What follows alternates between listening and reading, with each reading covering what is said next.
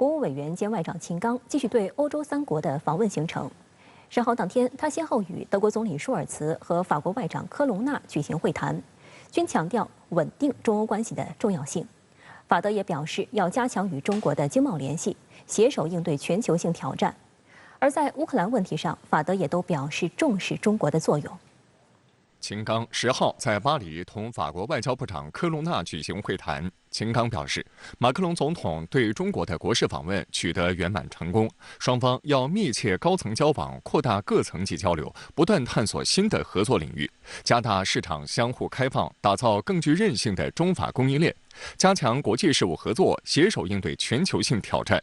中国推进高质量发展和高水平开放的决心坚定不移，愿与法国等世界各国一道做大合作蛋糕，共享发展机遇。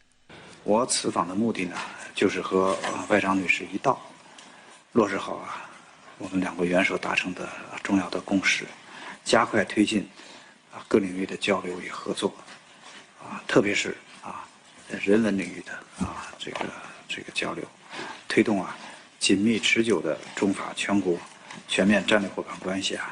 不断发展。秦刚表示，中国始终视欧洲为全面战略伙伴，一贯旗帜鲜明支持欧洲加强战略自主，在国际舞台发挥积极作用，主张中欧关系不针对、不依附、也不受制于第三方。中法中欧应在扩大双向开放中实现共赢合作，构建更加稳定互信的中欧供应链伙伴关系。科隆纳表示，法中关系至关重要，2国元首已明确方向，双方应共同努力推动2国关系取得更大发展。建议双方全面重启各领域合作机制，加强在气候变化、生物多样性、能源转型等领域的合作。法方重视对华经济关系，认为这种关系是互相依存、互利互惠，也是互补、开放和透明的。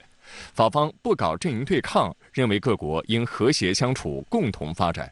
同一天，秦刚还在巴黎同科隆纳举行中法高级别人文交流机制牵头人磋商，双方一致同意要以中法建交60周年为契机，全面重启文化、教育、科技等领域的交流合作，推动中法关系再上新台阶。秦刚国务委员兼外长呢，他是在4月初刚刚跟法国外长有一定的交流，那么这次呢又继续进行深入的沟通，那么我们也看到了双方这种合作的态势是比较密集的。第二，我们是看到说双方的合作正在不断的走深走实。第3个方面，我们看到说双方也是在不断的凝聚共同利益和共识的。外界注意到，科隆纳表示，中国为世界和平稳定发挥着重要作用。法方愿就乌克兰等重大国际地区问题同中方加强沟通，寻找更多共同点。在5月11号的外交部例行记者会上，发言人汪文斌表示，在乌克兰问题上，中方始终致力于劝和促谈，推动危机的政治解决。希望各方从乌克兰危机当中深刻反思，通过对话，共同寻求欧洲长治久安之道。我们愿为推动乌克兰危机的政治解决继续发挥建设性作用。德国总理舒尔茨10号在柏林会见秦刚时，也谈到了乌克兰问题。舒尔茨表示，德方重视中国的作用和影响力，愿就乌克兰危机等重大问题同中方加强沟通。秦刚说，中方的立场就是劝和促谈，寻找欧洲长治久安之道。是在未来来看，中欧关系的走向呢，不仅仅是受乌克兰危机的影响，我想它是受一些结构性因素的影响。那首先它是受国际局势，尤其是受这个中美关系走向和战略互动的这样一个比较大的趋势的影响。那么第二呢，才是说中欧关系自身逻辑的影响。那么最后呢，我们是看到它受到了一些地区热点问题的影响。那么这些问题呢，是需要双方去管控、去调试的这样一些方面。那么总体来说，未来的我们觉得趋势是积极的，但是也需要有大量的工作去做。会谈期间，舒尔茨请秦刚转达对中国领导人的诚挚问候。舒尔茨表示，非常期待在德国举行德中第7轮政府磋商，这是一次重要的磋商。作为东道国，德方正积极筹备，愿同中方共同努力，确保取得积极成果。秦刚向舒尔茨转达中国领导人的亲切问候。秦刚表示，我此次访德主要目的是为2国第7轮政府磋商做准备。作为具有重要影响力的国家和全方位战略伙伴，中德加强对话合作，有利于为世界注入更多稳定性、确定性和正能量。中方期待与德方一道推动磋商取得丰硕成果。值得注意的是，舒尔茨会见秦刚当天，德国政府批准中远集团入股汉堡港集装箱码头。德国政府发言人在声明中说，柏林已通知德国码头运营商汉堡港口与物流股份公司和中远集团，他们修订的协议符合德国政府内阁去年秋天做出的决定。路透社报道称，德国码头运营商汉堡港口与物流股份公司10号说，德国政府已核准中远集团购买汉堡港集装箱码头24.9%的股权。有分析认为，这是舒尔茨主动释放的合作信号。过去一段时间，一些欧洲政客和媒体炒作减少对中国的依赖。不过，德国商报的调查显示，德国对外投资中对华的投资占比仅约7%，但从中国赚取的利润却占到12%到16%。路透社援引德国经济研究所的一项初步分析数据也显示，德国在华的直接投资仍在上升。德国经济研究所的分析员于尔根·马特斯说，据估计，2022年德国对中国的直接投资增长了11%，与2021年的增幅度相似，但比2016年至2020年的增幅要大得多。秦刚9号在德国表示，如果以去风险之名行去中国化之实，那就是在去机遇、去合作、去稳定、去发展。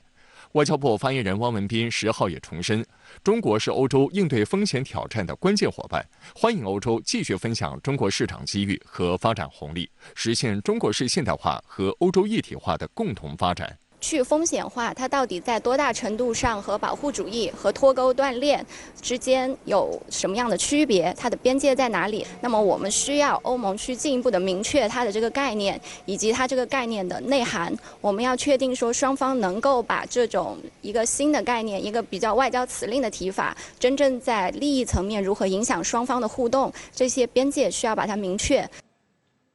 秦刚在德国柏林参观波茨坦会议旧址的行程也引发外界关注。78年前召开的波茨坦会议是第2次世界大战中具有重大战略意义的历史转折点，不仅确立了新的国际秩序，会议通过的波茨坦公告更明确了中国对台湾的主权。秦刚指出，美国将自己当年起草的波茨坦公告抛在脑后，支持纵容台独分裂活动，中国人民绝不答应。来到这里，我确实觉得不虚此行。我们要牢记历史给予我们的重要的警示，那就是战后的国际秩序必须要得到维护。10号，秦刚在德国勃兰登堡州政府代表的陪同下，来到位于柏林近郊的采西林霍夫宫。1945年的波茨坦会议就是在此举行。秦刚表示，波茨坦会议对奠定2战后国际秩序发挥了重要作用，对中国人民具有特殊的历史意义。会后发表的波茨坦公告重申了开罗宣言的规定，包括日本所窃取的包括台湾在内的中国领土应归还中国。这是世界反法西斯战争的重大成果，这是3500万中国居民用生命和鲜血换来的。秦刚还在签名簿上留言，维护战后国际秩序，促进世界和平繁荣，实现中国国家统一。在11号的外交部例行记者会上，当被问及秦刚参观波茨坦会议旧址有何考虑和深意时，汪文斌表示，我想就是要告诉世人，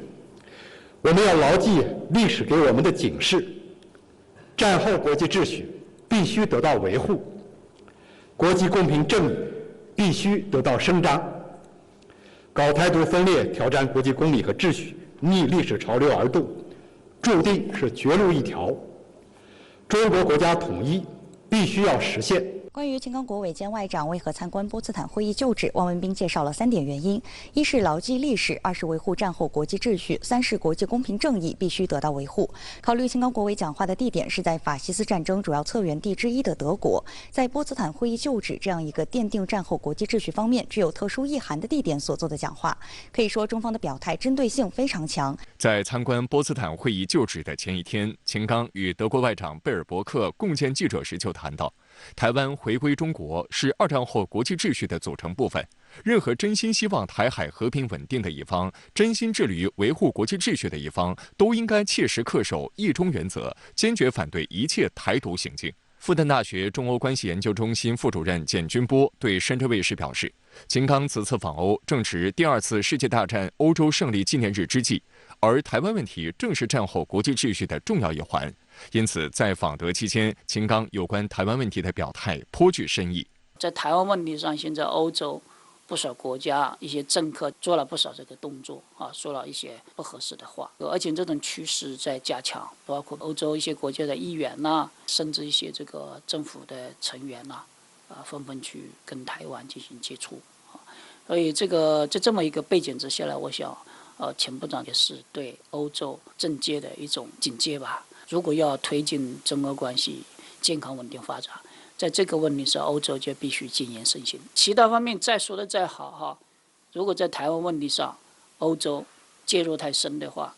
我想整体的中俄关系可能会受到很严重的干扰。如果我们仔细去看开罗宣言和波茨坦公告，我们就会发现，由于开罗宣言和波茨坦公告的存在，使得台湾问题在2战之后回归中国变得没有任何意义。其实是我们解决台湾问题非常重要的一个，也是被公认的一个所谓的国际的法源所在。另外一方面，就像我们这2天我们的外交部长在对外讲话当中非常清楚地指到，实现两岸的完全统一，实现台湾问题的彻底解决，其实是对2战以后国际秩序的一个很重要的维护。我相信这样的一种表态，其实就是对近期境外干涉势力企图将台湾问题国际化，以各种方式支持台湾社会内部的分离势力一种最好的驳斥。值得注意的是，中国和美国都是2战胜利国，都是2战后国际新秩序的参与创建者。但美国在台湾问题上不断掏空一个中国原则的所作所为，是对2战后国际秩序的严重破坏。秦刚在波茨坦会议就职现场就表示，历史和现实交融，我们必须牢记警示，维护2战后的国际秩序。美国口口声声要维护以规则为基础的国际秩序，却把自己当年起草的波茨坦公告抛在脑后，支持纵容台独分裂活动，破坏战后国际秩序，损害中国主权和领土完整，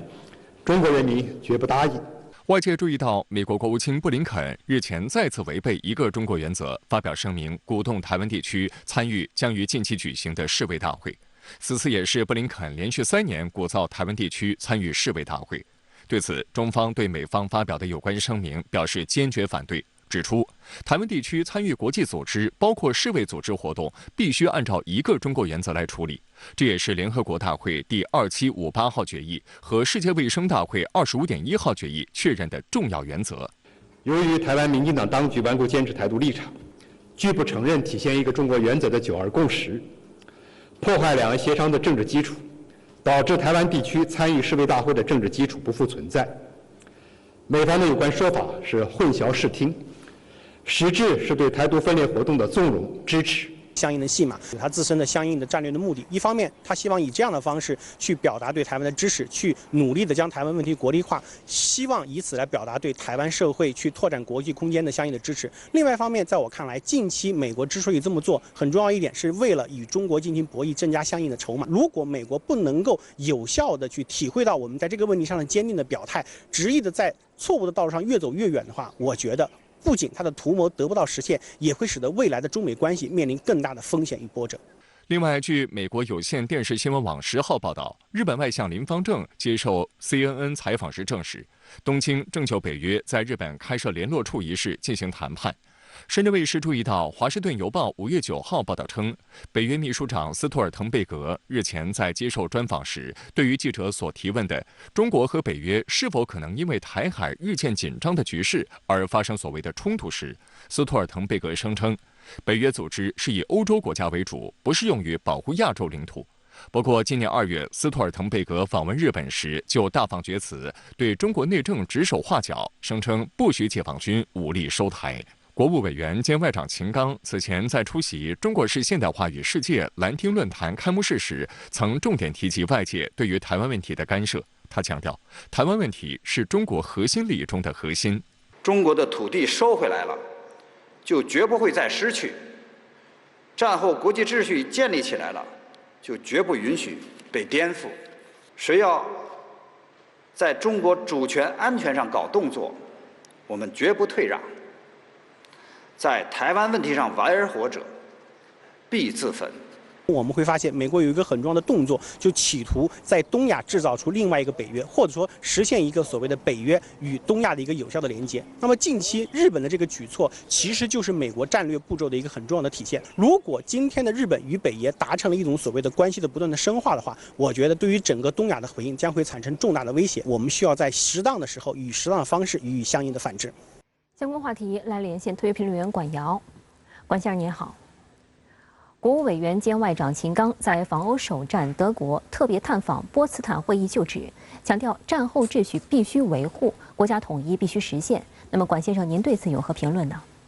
秦刚在访问德国期间，特别在东道主的陪同之下，再次走进二战的关键的历史性场景，当然就是要以此来重温这一段历史。更加关键的是要以此来向欧洲、来向全世界再次展现大国决心，在关乎中国国家利益核心之核心的台湾问题上，中方不会有任何的后退空间。那么这也正是秦刚他在波茨坦所着力强调的，要牢记二战历史警示的这样的一个主题：战后国际秩序必须得到维护，国际公平正义必须得到伸张。那么捍卫真正的国际秩序，更是对少数国家反复在拿秩序与规则说事儿，频频在台湾问题上篡改二战历史、颠覆战后秩序、对华搞各种抹黑攻击的有力的回击。台湾问题与国际秩序的渊源与关系，秦刚此前在兰亭论坛发表演说时呢，曾经进行过全面透彻的深刻的剖析。台湾自古就是中国领土不可分割的一部分，两岸同属一个中国，这是台湾的历史，也是台湾的现状。台湾回归中国是二战后国际秩序的组成部分。开罗宣言白纸黑字写着，波茨坦公告清清楚楚印着。那么中国的土地收回来了，就绝不会再失去；战后国际秩序建立起来了，就绝不允许被颠覆。所以昨天在波茨坦会议就职发表讲话时，秦刚直接把矛头指向美国，批评美方口口声声要维护以规则与基础的国际秩序，但是却把自己当年起草的宣言抛在了脑后，支持纵容台独分裂活动，破坏战后的国际秩序，损害中国主权和领土完整。那么中国人民绝不答应。所以昨天秦刚的这样一个重申，特别有力，也特别有底气。战后秩序必须维护，国家统一必须实现。日本外相林芳正周三向美媒证实，正与北约组织就在东京开设北约联络处进行会商。您觉得这意味着什么呢？这无疑是一个重大的警讯，也是可能影响到亚太安全局势的又一个非常事态。那么，如果北约果真在东京开设联络处，那么这意味着由美国主导的全球最大的军事同盟东进亚太落地，乃至未来在区内进行扩张、强化军事存在，甚至干预地区事务，又迈出了实质性的一步。日本它并不是北约的正式成员，日本、韩国、澳大利亚与新西兰是北约在亚太区内的所谓伙伴国。那么常设联络处也意味着北约对日本所谓伙伴关系定位有实质性的提升，也就是说，至少岸田会自视日本在这4个伙伴国中它的地位升级了。那么这也符合日本近来，尤其是岸田内阁为了推进安全暴走，在国内外进行的一系列的布局。那么最新一期的美国《时代周刊》将日本首相岸田文雄作为封面人物，对他进行独家专访。它的封面标题是 Japan's Choice， 所谓日本的选择。那么岸田政府他如何抉择呢？美刊的专访研判时，从国内大幅增加军费到对外多方结盟，日向岸田文雄正在推动昔日走和平路线的日本在国际舞台上扮演更加强硬的角色。那么仅就所谓北约东京联络处这一消息的传播链，东京内阁它的刻意设计与心机可以说都暴露无遗。最先放料的是日本本国的媒体，引述政府的匿名信源。上周，中国外交部发言人毛宁在回应时强调说，亚洲是和平稳定的高地，合作开发的热土，不应该成为地缘争斗的决斗场。那么这段话被不少国际媒体引述，他就是在回应俄罗斯的这个塔斯社记者根据日方爆料的这个提问时说的。但是很明显，岸田内阁本周明显加大了一个爆料的力度，官员纷纷走向前台，而且层级与声量都在持续的提高。就在前天，日本驻美大使富田浩司在华盛顿召开记者会，就此表态，到了昨天 ，CNN 在网站头条发布所谓的独家新闻，日本外相称，在乌克兰战争令世界动荡加剧之际，日本开始会商开设北约联络处。但是呢，林芳正大肆拿乌克兰问题来说事儿，恰恰也是我们尤其要警惕的，因为这正是此前秦刚所猛烈炮轰的"今日乌克兰，明日台湾"鼓噪论的所谓的翻版。那么，在您看来，林芳正为什么会有这种鼓噪呢？昨天在接受 CNN 专访时，林芳正就大肆渲染说，今日正在东欧发生的事不会仅限于东欧，将会直接影响到太平洋的局势。那么，这是日本作为东亚国家与北约合作越发重要的一个原因所在。但是呢，要理解林芳正这番话的他的居心和潜台词，只要我们联系到前面提到的《时代周刊》对首相岸田文雄的专访，我们呢就会有更加清晰、更加透彻的把握判断。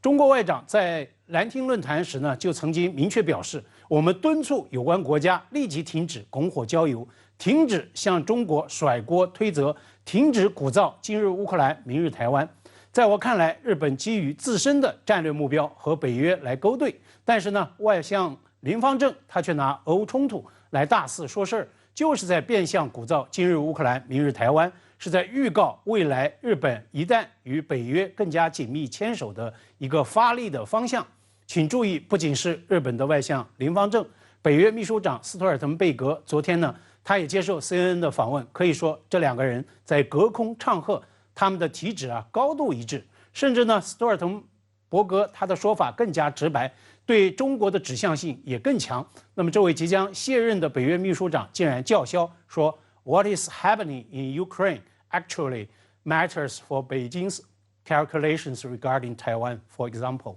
正在乌克兰发生的一切将会实际影响到北京对台湾问题的考量，这难道不就是在鼓噪今日乌克兰，明日台湾吗？现在我们要警惕的是，如此的荒唐论调在欧洲一些个地方还颇有市场。那么此前呢，波兰总理更是毫无底线的在鼓吹，只要乌克兰被击败，那么中国第二天就会推进武统。无论在日本、欧洲，亦或是世界其他一些个地方，总有一些个势力、一些个政客，他们在蠢蠢欲动，打着国际秩序的旗号，干着破坏国际公理的勾当。需要再次严正警告的是，谁要在中国主权安全上搞动作，中方绝不退让，在台湾问题上玩火者必将自焚。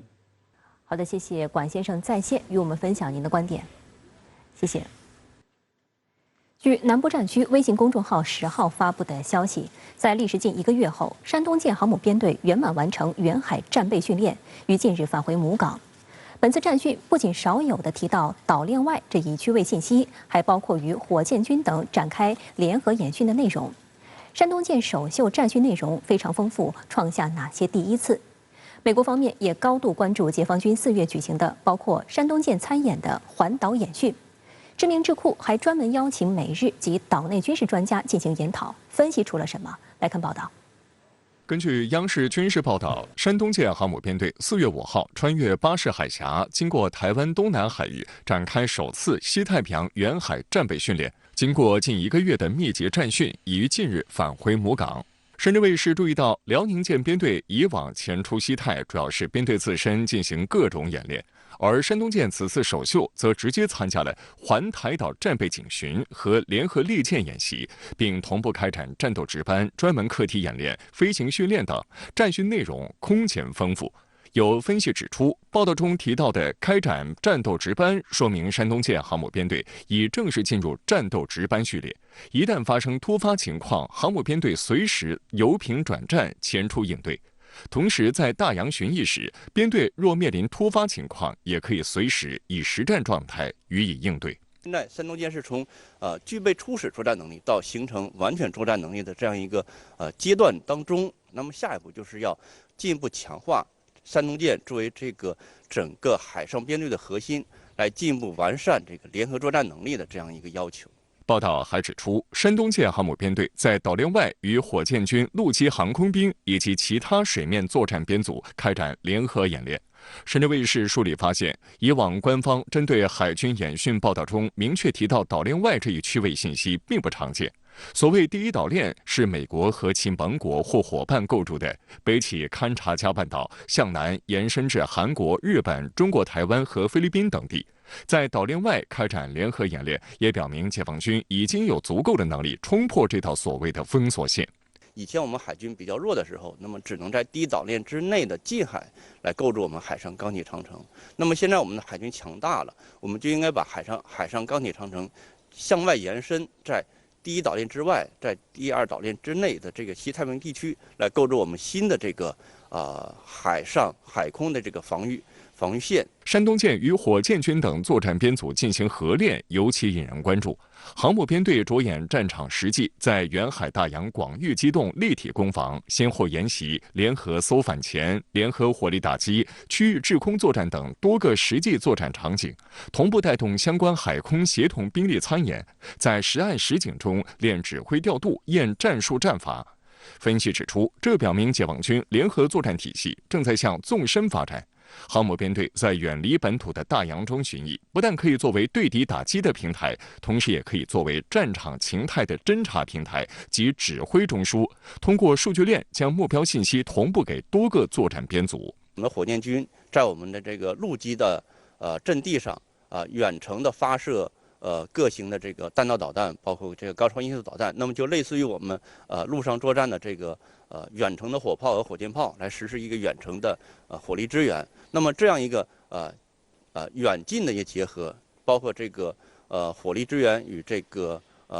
突击力量这样结合，才能更好的来实现一个我们海空联合。值得一提的是，这次山东舰舰载机起降架次创下新高。根据日本防卫省统合幕僚监部的数据，在4月7号至24号期间，山东舰舰载歼15歼击机、直18直升机等起降累计约620次，刷新了中国航母新纪录。对比辽宁舰去年5月和12月2次赴西太演训，每次起降架次都是300多次，山东舰实现了倍增。近年来，解放军演习期间少不了外国舰机滋扰盯梢的身影，这次演习也不例外。日本海上自卫队、航空自卫队舰机轮番侦察试探，美军尼米兹号航母编队与山东舰一度相距约200公里，处于舰载机作战圈内。面对外军舰机轮番侦察试探的复杂局面，山东舰编队及时准确掌握态势，精准高效控制兵力行动，始终做到积极应对、稳妥处置。事实上，外军抵近侦察对解放军而言也是难得的练兵机会，不仅可以对外展现实力，也可以从实践中积累宝贵经验。对于我们的这个人民军队来说的话，迫切需要在这个近距离上与外军的战舰包括军机进行接触，这样的话，一方面可以更好的来摸清对方装备的一些情况，包括对方军舰，包括对方军机的一些情况性能如何。另外一方面，也可以锻炼我们这个飞行员的这个作战技能。5月10号是韩国总统尹锡悦执政1周年，他当天在自己的社交账号上自夸，1年来外交成绩最亮眼。但韩国舆论对此并不全然买账，担忧其只留下美日、排挤中俄的做法，让韩国的外交空间变小。相比于外交，尹锡悦治下的韩国经济表现更加糟糕，尤其是对华贸易收支连续7个月出现了逆差，这也引发了韩国舆论的广泛担忧。5月10号上午，尹锡悦在社交平台发布视频称，过去1年是为建设由民做主的新国家而奋力奔走的1年，并自豪交出漂亮的外交成绩单。尹锡悦在9号的国务会议开场发言中也自我评价称，回顾就任总统这1年，没有比外交安保发生更大变化的领域了。韩国中央日报10号发布的民意调查显示，韩国国民中有70%赞成尹锡悦总统改善韩日关系等加强韩美日安全合作，每4名国民中就有1人认为外交是过去1年国政履行工作中做得最好的领域。对尹锡悦的职务履行评价中，肯定评价为38.5%，否定评价为57.6%，而回答没有做得好的领域的受访者也占40.1%。韩国社会舆论研究所所长李康润分析称，文在寅政府一度重视改善韩朝关系，但在这一方面事实上毫无收获，国民对此深感无奈。尹锡悦政府在对韩朝关系采取强硬立场的同时，加强了韩美日同盟关系，给国民带来了宣泄口。不过，韩国《韩民族日报》指出，尹锡悦执政下，韩国外交的重心从战略模糊性骤变为战略明确性，只留下了美日，排挤或抹去了中国和俄罗斯。在这个过程中，在美国窃听和窃听文件被公开时，尹锡悦也只是强调了韩美同盟。在历史问题上，尹锡悦对日本给予免罪符的态度遭到了屈辱外交的批评。相反，对于俄罗斯和中国向乌克兰援助武器和台湾言论，不必要地刺激了对方极度敏感的问题。首尔大学教授南基正认为，虽然并不知道这是否符合韩国的国家利益和安全，但韩国的外交空间正在变小。尹锡悦政府这1年以来的外交路线比较一贯，基本上可以概括为加强对美国的全面战略同盟。同时呢，尹锡悦也在积极参与美国地区遏制中国的这样一种战略，比如积极参与美日韩3边合作、4方芯片联盟等等。尹锡悦政府一面倒的外交政策，也并没有为韩国争取到更多的利益。韩日重启穿梭外交的成果之一，日方同意韩方派代表团考察福岛核污水，将于本月23号至24号成行。韩国总统室相关人士曾表示期待称，韩日可以联合调查核污水的成分和物质。但日本经济产业大臣西村康稔9号表示，此举是为了帮助韩国理解而采取的应对措施，不是对处理核污水的安全性进行评估或确认，等于是以参观性质直接打脸韩方所谓韩日共同验证。虽然尹锡悦的外交表现获得了韩国国民的一定认可，但其治下的经济表现却相当糟糕。韩国在反映对外交易中取得的经济业绩的指标国际收支经常项目上，今年1季度也出现了44亿美元的逆差，在显示出口额和进口额差异的货物贸易收支上出现史上最大规模的逆差。根据韩国企划财政部11号发布的5月财政动向资料，今年前3个月政府财政赤字增至54万亿韩元，约合人民币2840亿元，已逼近今年全年的赤字预期。雪上加霜的是，韩国第2季度出口颓势仍旧没有扭转。韩国海关11号发布的初步统计数据显示，韩国5月前10天出口同比减少10.1%，约144.85亿美元，出口额连续7个多月减少，贸易收支出现41.69亿美元的逆差，逆差规模环比扩大。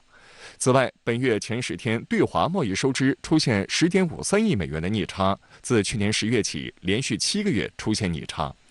韩国中央日报评论员李相烈指出，现在韩国经济的最大难题是对华出口不振，这是韩国经济地缘政治和结构性问题的综合体现。大韩商工会议所10号表示，84.3%的受访企业不看好今年对华出口改观。此外，41.3%的企业认为，中国今后5年的技术发展速度将凌驾于韩国。那么中国自身产业呢在快速发展，而且和韩国的产业具有一定的相似性。比如说，从半导体产业链的各个环节来看呢，